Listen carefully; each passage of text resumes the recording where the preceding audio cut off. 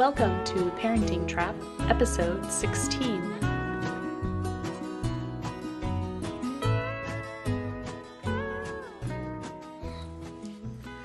Hi, today we are talking about sportscasting and reflective listening. We've mentioned sportscasting in other episodes, and I often confuse the two. I use the term sportscasting when I really mean reflective listening, and Barbara just corrected me on that today. Oh, yeah, I think it's a subtle difference, and it doesn't really matter. They're both important, they're both useful, and we use them all the time. Sportscasting is when you sort of give words to your child's emotions. So you usually use sportscasting for children 2 and under. This is more common for pre-verbal children. So if you see a really upset kid, you might say something like, it looks like you're really upset, or you seem like you're mad, really mad. But you can also say what is happening. So objectively, very neutrally state what's going on. So definitely label the emotions. That's great. But also you can say, it looks like so-and-so has the shovel and you wanted the shovel, or whatever it is. Yeah. So you're basically just sort of stating it out. And this is sort of where I think we did an episode on sharing already, where we don't really like to force sharing. This is what we would use instead of sharing, right? So yes. We probably said sportscast in that episode, so this hopefully gives some clarity to that. So if a kid takes another toy, you could say, "Oh, look, John just took the shovel. It looks like Ben really wants the shovel. Oh, man, that's tough. You look mad. You've got the shovel taken, Ben." Something along those lines. And that just sort of helps for everyone in that situation, the kids right there, because they get so stuck in their own minds. It helps them see that what their action did affected another child. So instead of just imposing our own justice and saying fixing the situation, or what we think might be fixing the situation, you're giving the kids sort of an overview of what's really going on. Yes. And that's why it's useful. The difference then would be sportscasting is pre-verbal, and reflective listening is verbal. Yeah. And, I've heard this said a lot too. Once a kid gets a certain age, when you try to sportscast in the same way that you do for a 2-year-old or a 1-year-old, they tend to get really resistant and angry. They don't want to hear what you are trying to sportscast in that way, because I think it can seem maybe a little condescending, actually, because you're kind of thinking, you're kind of like saying what they're doing, and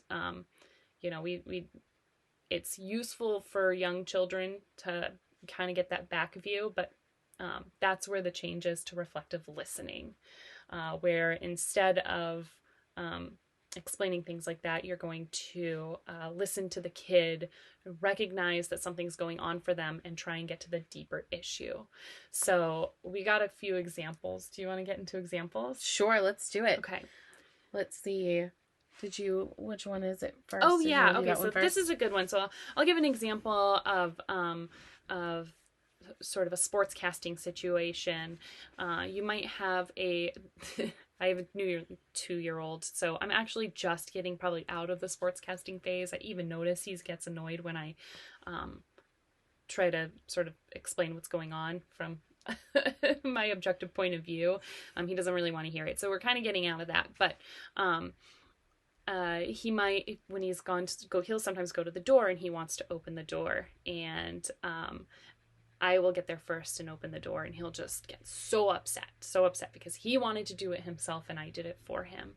And I might get down and say, "You're really upset. You wanted to open the door. I opened the door. You're mad, maybe mad at me. It looks like you're really mad." Yeah. And just sit and listen and let him be upset about it until he either moves on or, gets all that. It could even be that he's upset about a lot of other things that happened through the day and that just happened to trigger it. But that's what happened in the moment. That's what caused him to sort of explode with those emotions. And your job in that moment is to just kind of sit and listen and empathize. So, Yep. Yep. That's a great example. I have another example of, I would say, sportscasting, because this happened when my kids were probably 3 and 1. So maybe my oldest was getting out of sportscasting. I don't know. It's it's a yeah, gray it's a area. great area. Yeah. Um, but they were taking a bath. I was giving them a bath at the same time, and my youngest had a toy, and my oldest grabbed it away from him, and then my youngest cried, and I kept them both safe. They didn't try and lash out or hit each other, and I just said, Jamie took that toy from Robin. Robin looks really sad. Jamie wants to play with the toy, and Robin wants to play with the toy. Man, you both want to play with that toy, and there's only one. I sat there for probably like 20 minutes to a half hour. It was a very long time, with Robin very upset and Jamie playing with the toy. And eventually, Jamie then gave the toy back to Robin. And Robin was like so happy. And my ex husband at the time was worried because there was a lot of screaming and crying in the bathroom. But, and it was going on for quite some time. But afterwards, everyone was happy. Like, Robin expressed his emotions. Jamie gave it back to him, and everyone was fine.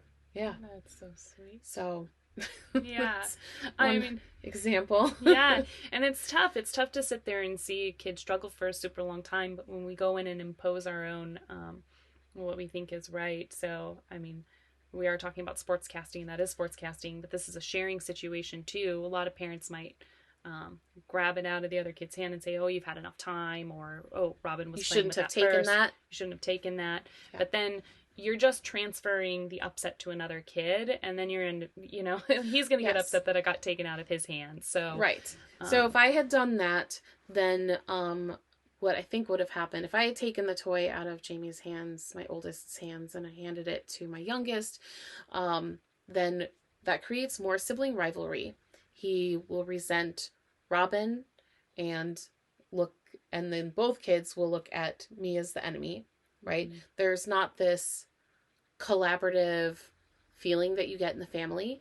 When you empathize with all parties and you allow people to express their emotions and you remain non-judgmental about it, it sets it up for just a more peaceful family dynamic. Yeah. Yes. Now, if this was a thing that happened all the time, I did block. If I blocked it ahead of time, I would do something like that. So it's not like I always let Jamie just take toys from Robin.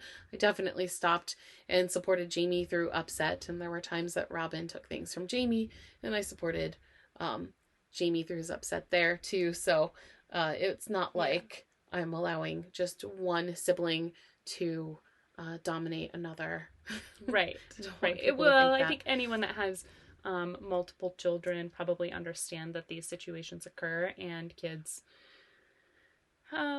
take things from one another, and you can't always be there. Ideally, you stop it in advance, but we're human, and we're not Superman, and we can't get across the room in a split second and anticipate every single action our kid's going to do before they do it. So, yeah. Well, and a lot of times I think that the kids are working on deeper issues. Mm-hmm. Like there was probably some build-up tension throughout the day, and this was a release that Robin had to have, and Jamie maybe was feeling like he didn't have a lot of control in his life or something, and so he did what he did to exert control. And I'll tell you, after that, it was a very long time. It was a lot of crying, and I just remained very calm and made sure they were both safe, and eventually it was fine.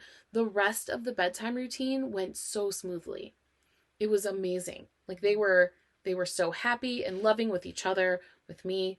And so I think like if I had gone in and said, "Oh, don't do that," and taken out Jamie's hands and given it to Robin, I think it would have been a nightmare of a bedtime, because then Jamie would feel misunderstood. Yeah. And yeah, I don't know. Wow. It's amazing. It's amazing this is a powerful tool. Reflective listening and sportscasting. So this is a first go to for my toolbox would be this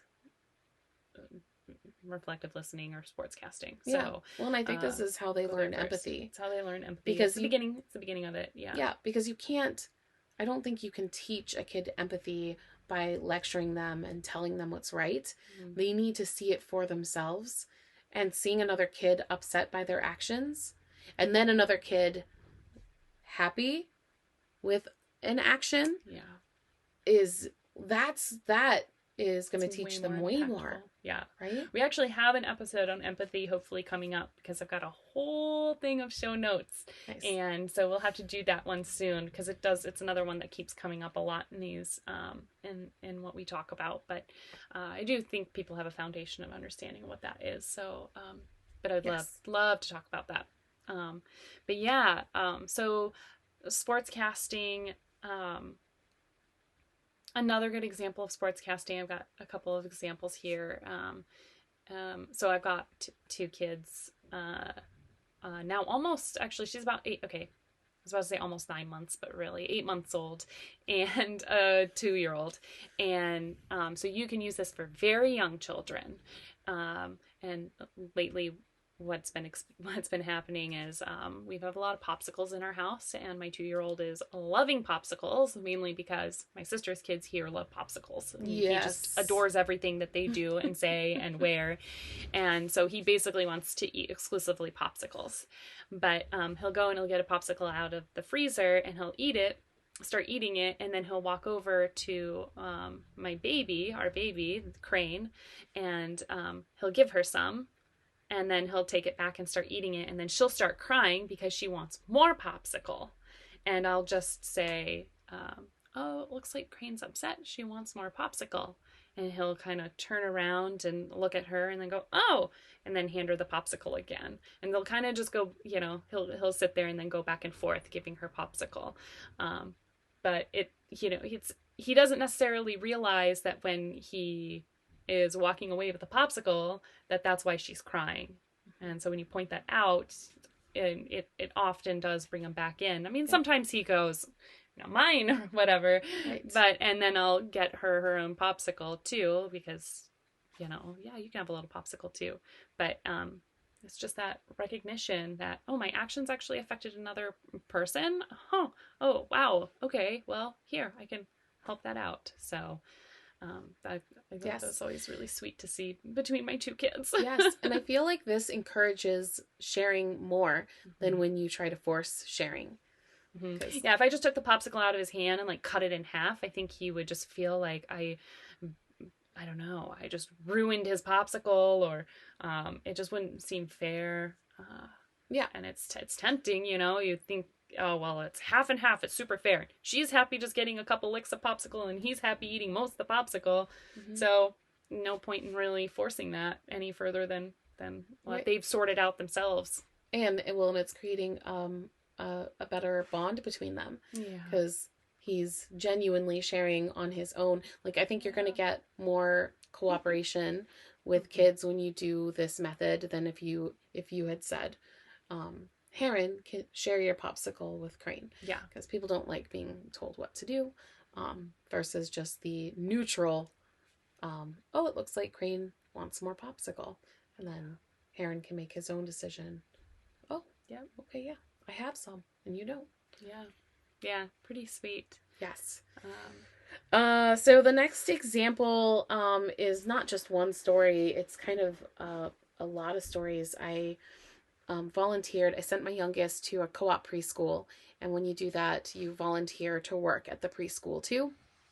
And I did that for 2 years, and I can't tell you how many times this method, this reflective listening,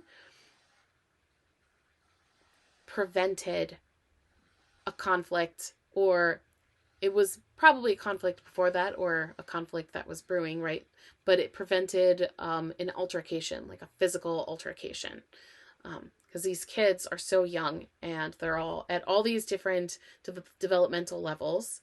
So you can have two 4-year-olds, but one has more impulse control than another, and um, it's very common to see kids in this setting hit and push when they don't get their way.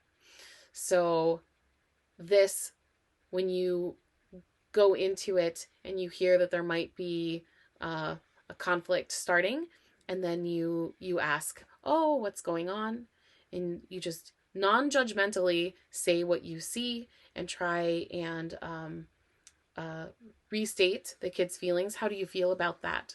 Oh, you feel this way about that. How do you feel about that? Oh, you feel this way about that. It's amazing how many times they figure out a solution on their own. Yeah. It just resolves peacefully. Yeah. So that wasn't one specific example. It's just, it happened so much. No, but one thing I remember when pretty recently we were at the park. Yes. And there was some conflict between your kids and another kid, just a stranger at the park. And I really admired the way you handled that. Thanks.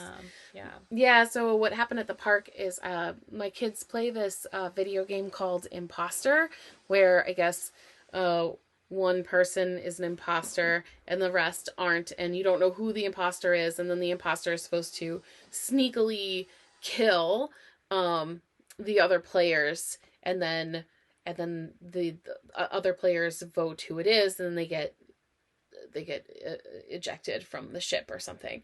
It's a video game, and they love it, and so they play it at the park. And so they would get like a neutral party, so me or someone else, to say who the imposter is, and then they run around and the imposter tries to kill the other players without the other players seeing that it's him. So they were doing that, and my oldest was the imposter, and they came running to me, crying, and the other kid's mom was close by too, and the other kid was crying, and I asked what the matter was, and Jamie said that the kid hit him, and the other kid said, well, he hit me first, and Jamie said, I didn't hit you, we were playing imposter. And so I said, oh, and I looked at the other kid and I said, do you know the game Imposter? And the other kid said no. And then I told Jamie, I said, oh, it sounds like he's never played that game, he doesn't know what it is. And Jamie thought, oh, so when they kill each other, it's usually some sort of physical action that might be construed as a punch or a hit. Especially for kids that don't necessarily know one another. If you don't know, it's like tag. Yeah. If you don't know tag and then someone just goes up and does this, you're like, you just pushed me. Yeah. And it's like, oh, I thought we were playing a game. And so when my oldest realized he didn't understand that, he was no longer upset about the other kid hitting him. And the other kid, when he learned that it was a game and he didn't understand the rules, he wasn't upset that he was hit, right? And I said, were you guys having fun before that? Playing together before that? And they both said yes. And I said, do you want to continue to play together? And they both said yes. And I said, okay, do you want to maybe try playing a game that you both know? And they said yes, and they decided amongst themselves they wanted to play tag. So they ran off and then played tag, and everything was fine. Yeah. They didn't want to leave the park. They wanted to keep playing with him. I think when it was time to go, it was hard to drag them away. Yeah, that's so sweet. I love that so much because you listen to each kid, you listen to each one of them, and even sometimes saying back, oh, you know what they said, you thought Jamie hit you, you thought this other kid hit you, and they're kind of putting all these pieces together, that their actions are beyond themselves, and that it's just, well, it's so amazing. It's amazing how many times, even for adults, I mean, I think the majority of conflicts are miscommunication. Oh God, yes. And that's what this is. The kids didn't understand where they were. It was a miscommunication. Yeah, miscommunication, right? Absolutely. They didn't understand where the disconnect was, and so I tried to be that person to find out where the connection is. Yeah. And that's so much of what reflective listening is. Listening to each side of the story. I think a lot of parents would go into that and well, you hit first, they might try and blame the kid that hit first. That wasn't good. That was not nice, or whatever. You start assigning, you know, blame, names, whatever. If you start assigning blame, then the kids get defensive. A lot of parents might try and enact a punishment, in which case the kids would feel way misunderstood, not their feelings not validated.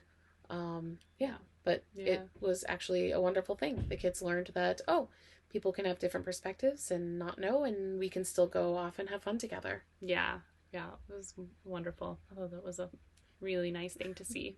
Yeah, you handle things so well. Oh, thanks. I love kids. They're so much fun. Yeah. And I love how honest they are. They just they'll just tell you anything.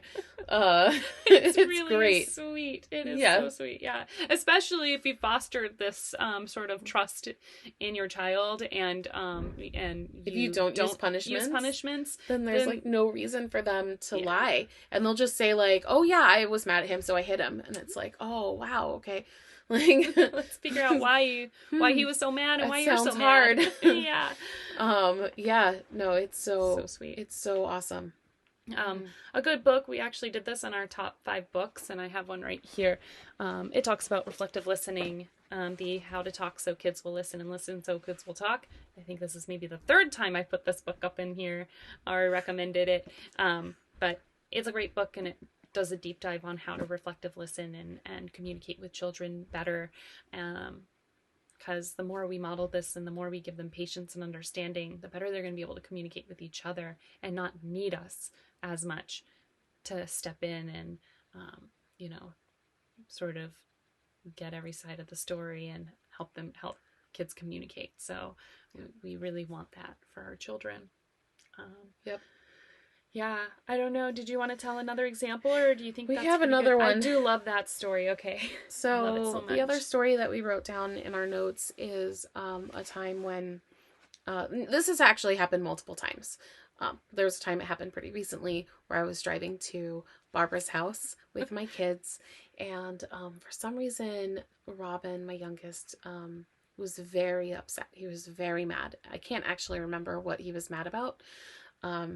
And he kept saying, "I hate you." He was very mad. And so when you do this reflective listening, one thing that's important is to not get emotionally involved yourself. So instead of reacting to that in a negative way, I hear it for what it really is. And what he's trying to say, but doesn't have the words or maturity to say, is, "I'm mad at you." Because I know he doesn't actually hate me. And so I reflect that back to him, and I say, "I hear you're really mad," and I explain what I think he's mad about, and then I just said, "I love you no matter what. I will always love you, and it's okay that you're mad at me. That's okay." And by the time we got to Barbara's house, it's about an hour drive. By the time we got to Barbara's house, I let him out of the car, and he was just he hugged me. He was like, "I love you, Mom." He was so loving. It was amazing. And it was like, there was something in him. He was really mad. He had to get it out. He got it out. And I think he really appreciated that I gave him a safe place for him to express that. If we are a safe place where they feel free to express their emotions, the connection you feel with your kids is incredible. Yeah. And I feel like it's so tempting to hear those, especially something like "I hate you," that can seem like, really hurtful words. And, usually when someone you love says something like that, there's something else going on. But it's tempting with kids to try and convince them that, parents deal with this in different ways, because I've heard everything from, "You don't really mean that," or "Never say that," Yep. That's not nice. Or even the guilt. That really hurts my feelings. That hurts my feelings. Did you really want to hurt my feelings? Like, you're trying to guilt your kid into feeling guilty, right? And not recognizing that there's something else there is really it's hard, because that's really the kid probably wants to resolve another issue, and you're making them feel further bad about it. Yes. Another response that would be, I would not recommend is if you laugh about it and treat it like it's not real or valid. Like, oh, haha, fine, you can hate me then, or something like that. That would be invalidating. Yeah. Probably make them a little bit more angry. Right. So I would avoid all of those responses. Yes. So I definitely try and just focus on the emotion behind the words, and then give that to them. That's what I see, because I think that's what's really going on. Yeah. And they know it. They don't have the words to say it or the maturity to admit that. Mm-hmm. And then once it passes, they will be so thankful that you were there for them. Yeah. And allowed them that space to feel that. Yeah. Mm-hmm. It really can be sweet. So that's what reflective listening looks like. I hate you, I hate you. You never let me eat ice cream, or, I wanted Taco Bell. My kids love Taco Bell. Yeah. I am so sick of Taco Bell. Yeah. And when they say that, I hate you. Oh, you're really mad. You wanted Taco Bell for lunch, and we got Chick-fil-A instead. Whatever it might be. So, yeah, and hopefully that this was helpful, because, again, like we said at the beginning of this, it's a powerful tool, and it actually helps communication.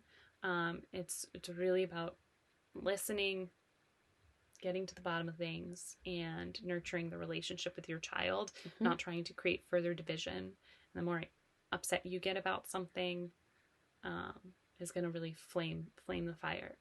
So yeah, it'll make it worse. Yes. And it's going to come up again and again and again if you keep keep doing that sort of thing. So awesome. Thanks, guys. I hope this was nice and helpful, and subscribe. Yeah. Share this episode if you know someone that you think this could help. And write us questions. We're trying to put together a Q&A where we kind of do a rapid fire, sort of reading out the questions, and then how respectful parenting might approach that situation. So when we get enough of those questions in, we will do that episode. So write us, and we will at questions@parentingtrap.com. Thank you. Yeah. Yes. Thank you. Yeah. Where do we put that? It'll be in the show notes. It'll be in the show notes, and we appreciate you guys. Thanks a lot. Thank you so much. We'll see you next time.